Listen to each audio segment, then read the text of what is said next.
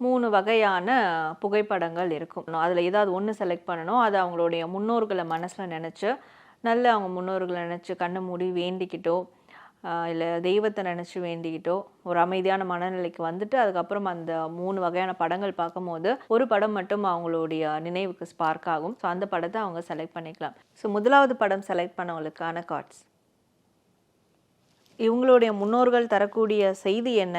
முதல் file select பண்ணவங்களுக்கு அப்படின்னு பார்க்கும்போது இவங்களுடைய முன்னோர்கள் ஃபஸ்ட்டு என்ன எனர்ஜியில் இருக்கிறாங்கன்னா, ஆண் இருக்கிறாங்க, பெண் இருக்கிறாங்க. இவங்க எல்லாருமே இவங்க 2 பேரும் வயதில் மூத்தவங்க.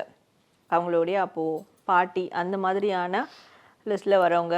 அவங்களுடைய அம்மா அப்பா அதாவது வயதில் அதிகமாக, ஸோ இவங்களை விட ஒரு 30 வயசு 40 வயசு அதிகமாகலாம் இருப்பாங்க, ரொம்ப ஏஜ்டு பர்சனாக. அப்படியான முன்னோர்கள் இவங்களோட எனர்ஜியில் இருக்கிறாங்க.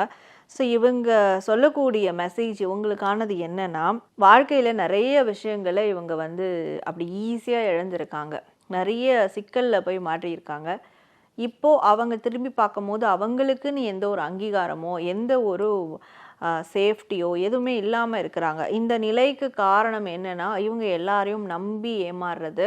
அதாவது உறவுகளில் கூட சில வகையான ஸ்ட்ராட்டஜி நம்ம யூஸ் பண்ணணும். அப்படி யூஸ் பண்ணால் தான் அந்த உறவை நம்ம லாங் லைஃப்க்கு தக்க வச்சுக்க முடியும்.